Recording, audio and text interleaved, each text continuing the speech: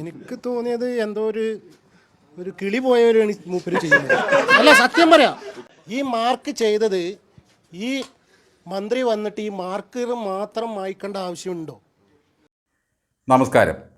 പൊന്മുട്ടയിടുന്ന താറാവ് എന്ന സിനിമയിലെ തട്ടാം ഭാസ്കരൻ അറിയാമായിരുന്നു തൻ്റെ കയ്യിലിരിക്കുന്ന 10 പവൻ്റെ മാല മുക്കുവണ്ടമാണെന്നും അത് താൻ കാമുകി സ്നേഹലതയ്ക്ക് കൊടുത്തതാണെന്നും. എന്നിട്ടും അയാൾ അത് പലതവണ ഉരച്ചു നോക്കി. എന്നിട്ടാണ് മാറ്റു നോക്കാൻ വന്ന ഭർത്താവിനോട് അത് സ്വർണ്ണമല്ല എന്ന് പറഞ്ഞത്.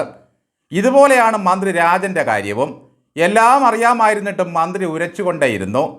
മന്ത്രിയുടെ കയറ്റവും ഉരപ്പും കണ്ട അന്തങ്ങൾക്ക് തൃപ്തിയായി. പക്ഷേ വിള്ളല് അവിടെ തന്നെയുണ്ട്. രാജൻ്റെ ഉരപ്പ് കണ്ട് എഞ്ചിനീയർ വരെ വാ പൊളിച്ചു പോയി. മാർക്കർ കൊണ്ടുള്ള വര ഉരപ്പ് കടലാസ് കൊണ്ട് ഒറ്റ ഒരയ്ക്കയ്ക്ക് മായ്ച്ചു കളഞ്ഞ അത്ഭുത മനുഷ്യനാണ് ഈ രാജൻ. പോകുന്നതിന് മുമ്പ് രാജന് പട്ടും വളയും കൊടുക്കണം. ഇനി മുതൽ മന്ത്രി രാജൻ ഉരപ്പ് രാജൻ എന്ന പേരിൽ അറിയപ്പെടും. എത്ര പേരുടെ തോളിൽ പിടിച്ച പരിശ്രമത്തിലൂടെയാണ് മന്ത്രി രാജൻ ഉരയ്ക്കാൻ കയറിയത്.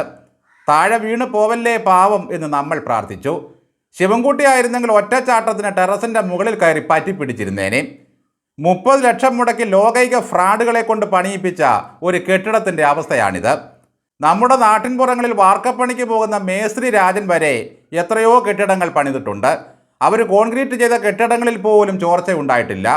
പണ്ട് കമ്പിയും കവട്ടയും ഇട്ട് കുത്തി ഉറപ്പിച്ച കാലത്തെ വാർപ്പ് പോലെ എത്ര ഭദ്രമായി നിൽക്കുന്നു. യാതൊരു വിധമായ കാലിച്ചയുമില്ല. പിണറായി വിജയന് മൂന്നാമത് വരാൻ വേണ്ടി ഉണ്ടാക്കിയ ഉഡായിപ്പിൻ്റെ ഫലമാണ് ഈ കാണുന്നതെല്ലാം. പാവങ്ങളുടെ വായിൽ മഴവെള്ളം വീഴുന്നത് കൂടി കണ്ടാലേ അതിയാനും അന്തങ്ങൾക്കും തൃപ്തി വരികയുള്ളൂ. സ്വന്തം വീട്ടിലായിരിക്കണം ഇത്തരത്തിലൊരു അനുഭവം ഉണ്ടായതെങ്കിൽ ഒരുത്തനും പിന്നെ ഉറങ്ങില്ല. മഴ പെയ്താലേ പ്രശ്നമുള്ളൂ എന്ന മട്ടിൽ ഇനി ന്യായീകരണം വരും. എങ്ങനെ ഈ കോൺക്രീറ്റിൽ വിള്ളൽ വന്നു എന്നല്ല കമ്മികൾ ആലോചിച്ചു കൂട്ടുന്നത്. വരച്ചത് സർക്കാരിനെ നാറ്റിക്കാനാണത്രേ. അതും പൊളിഞ്ഞു എന്ന് പറഞ്ഞാണ് അന്തങ്ങൾ ആഘോഷിക്കുന്നത്. ഒരു നല്ല ഒന്നാന്തരം ക്യാപ്സൂളും ദേശാഭിമാനി കൊടുത്തിട്ടുണ്ട്. മാർക്കർ കൊണ്ട് വരച്ചതാണ്. തള്ളലിൽ പോലും വിള്ളൽ വീണ ഒരു സർക്കാർ ലോകത്തെവിടെയുണ്ട്? 19 പാർലമെൻറ്റ് സീറ്റിലും തോറ്റിട്ടും ഉപതെരഞ്ഞെടുപ്പുകൾ തോറ്റിട്ടും ത്രിതല തെരഞ്ഞെടുപ്പിൽ വലിച്ചു പിരിഞ്ഞിട്ടും നിയമസഭ തല്ലിത്തകർത്തിട്ടും അമ്പലം മുഴുവൻ കൊള്ളയടിച്ചിട്ടും രക്തസാക്ഷി ഫണ്ട് കട്ടു തിന്നിട്ടും സമ്മതിക്കാത്തവന്മാർ ഒരു വിള്ളൽ സമ്മതിച്ചു തരുമെന്ന് ആർക്കെങ്കിലും തോന്നുന്നുണ്ടോ? ആ വിള്ളൽ വീണ കെട്ടിടത്തിൻ്റെ മുകളിലൊന്ന് കയറി നോക്കാനോ ഒരു ബക്കറ്റ് വെള്ളമൊഴിച്ച് ചോർച്ചയൊന്ന് പരിശോധിക്കാനോ ഉരപ്പ് മന്ത്രി രാജന് പറ്റിയതുമില്ല. അകത്ത് കയറി മാധ്യമങ്ങൾക്ക് മുമ്പിൽ ഉരച്ചിട്ട് പറയുകയാണ് നോ പ്രോബ്ലം, എല്ലാവരും പിരിഞ്ഞു പോവുക. അടുത്ത പെരുമഴയത്ത് രാജനെ ഈ വീട്ടിൽ കൊണ്ടുവന്ന് ഒരു പായിട്ട് മലർത്തി അങ്ങ് കിടത്തണം. വായിൽ വെള്ളം വീഴുന്നുവെന്ന് പറയിപ്പിക്കണം. ഊരാളികൾ വരെ സമ്മതിച്ചതാണ് വിള്ളലുണ്ടെന്നും പരിഹരിക്കുമെന്നും. പക്ഷേ മന്ത്രി രാജൻ വന്ന് വിള്ളൽ ഉരച്ചു മാറ്റി. ആധുനിക ടെക്നോളജിയാണ്, ഭൂകമ്പങ്ങളിൽ തകരാത്ത വീടാണ്. ഇതൊക്കെയായിരുന്നു തള്ളിമറിക്കൽ. പിണറായി വിജയൻ അത്രയേറെ കരുതലാണ് അവിടുത്തെ ഭവനരഹിതരോട്. ഊരാളുങ്കലിനെ ഉരച്ച് ശരിയാക്കാൻ മന്ത്രി ഇറങ്ങിയതോടെ ഒരു കാര്യം ബോധ്യമായി, രാജനും ഇതിൽ ദമ്പിടി വല്ലതും കിട്ടിക്കാണണം. അല്ലായിരുന്നെങ്കിൽ ആ വീടിൻ്റെ ഉടമയോട് ഒരു വാക്കെങ്കിലും ചോദിക്കാമായിരുന്നു. അതിൻ്റെ നിജസ്ഥിതി ചോദിച്ചറിയാമായിരുന്നു.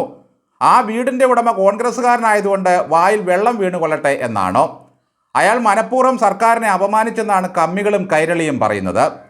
നീ പോയി കോൺഗ്രസിൻ്റെ വീട്ടിൽ പൊറുക്കട എന്നാണ് ഭീഷണി. ഏതെങ്കിലും CPMകാരുടെ വീടിന് വിള്ളൽ വീണതായി ഉടമ പറഞ്ഞാൽ അവനെ വർഗവഞ്ചകനും ഒറ്റുകാരനുമാക്കും. നോക്കണേ, ദുരന്തത്തിൽ 16 ഉറ്റവരും സ്വന്തമായി ഉണ്ടാക്കിയ വീടും നഷ്ടപ്പെട്ടവനെയാണ് സർക്കാരും കമ്മികളും ഈ വിധത്തിൽ ദ്രോഹിച്ച് പരിഹസിക്കുന്നത്. വിള്ളലെന്ന് വിളിക്കരുത്, അത് ക്രാക്കാണെന്ന് ഊരാളികൾ സമ്മതിച്ചു കഴിഞ്ഞു. അപ്പോഴാണ് ദേശാഭിമാനി പെൻസിൽ വര ക്യാപ്സൂളുമായി വന്നത്. കേട്ടപാടെ വരമായിക്കാൻ രാജൻ ഇറങ്ങുകയായി. ഇനി 2 ആഴ്ച കൂടിയുണ്ട്. ജനങ്ങളുടെ തലവര അങ്ങനെ തന്നെ കിടക്കും. സർക്കാരിൻ്റെ ഏതെങ്കിലും പാലത്തിലോ റോഡിലോ കെട്ടിടത്തിലോ വിള്ളലുണ്ടെങ്കിൽ ഉടൻ മന്ത്രിയെ അറിയിക്കേണ്ടതാണ്. ഒറ്റയുരപ്പിൽ പാടും വിള്ളലും മായ്ച്ചു കളയും. നവകേരള സദസ്സിലെ ക്യാബിനറ്റ് കക്കൂസ് ബസിൽ പോയപ്പോൾ ഓരോ കമ്പിയിലും പിടിച്ച് എക്സ്കർഷൻ മോഡിൽ തുള്ളിച്ചാടുകയായിരുന്നു രാജൻ മന്ത്രി. യൂത്തന്മാരെ തല്ലിച്ചതയ്ക്കുന്നത് കണ്ട് എന്തൊരു ചിരിയായിരുന്നെന്നോ പുള്ളി. വയനാട് ചുരം ഇറങ്ങി വരുന്ന പാണ്ടിലോറിക്ക് മുമ്പിൽ ചൊറിയൻ തവള നിൽക്കുന്നത് പോലെയാണ് ഈ സമരക്കാരുടെ അവസ്ഥയെന്നായിരുന്നു പരിഹാസം. ആള് മഹാമിടുക്കനാണ്. പക്ഷേ എത്രയൊക്കെ ഉരച്ചു നോക്കിയിട്ടും തൃശ്ശൂർ പൂരം എങ്ങനെ കലങ്ങിയെന്ന് മാത്രം പുള്ളിക്കറിയില്ല. പിണറായി വിജയൻ നൈസായി പണി പറ്റിച്ചതാണെന്ന് അറിഞ്ഞിട്ടും എതിരു പറയാനുള്ള കഴകത്തൊന്നും രാജനില്ല. മുല്ലപ്പെരിയാറിൻ്റെ ചില ഭാഗങ്ങളിൽ ഇപ്പോഴും ചെറിയ ചോർച്ചയുണ്ട്. രാജൻ പറ്റുമെങ്കിൽ സാൻഡ് പേപ്പറുമായി പോയി ഒന്ന് ഉരച്ച് ശരിപ്പെടുത്തണം. തള്ളലും വിള്ളലും കഴിഞ്ഞു, ഇനി ഉരുളലാണ്. കാര്യമൊക്കെ ശരി തന്നെ. കിട്ടിയ വീട്ടിൽ താമസിച്ചിട്ട് സർക്കാരിനെ നാണം കെടുത്താൻ വന്നാൽ വിവരമറിയുമെന്നാണ് ഇപ്പോഴത്തെ ഭീഷണി. ഒരു വിള്ളലും തള്ളലുമൊക്കെ തിരിച്ചറിയാനുള്ള ശേഷി ഈ നാട്ടിലെ ജനങ്ങൾക്കുണ്ടെന്ന് ഈ കൂതറകൾക്ക് അറിയാതെ പോയി.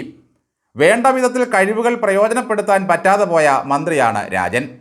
ശബരിമലയിൽ കൊണ്ടുപോയി രാജനെ കൊണ്ട് ഉരപ്പിച്ചു നോക്കിയിരുന്നെങ്കിൽ അയ്യപ്പൻ്റെ വാതിലും കട്ടളയും തനി തങ്കമാണെന്ന് രാജൻ സാക്ഷ്യപ്പെടുത്തുമായിരുന്നു.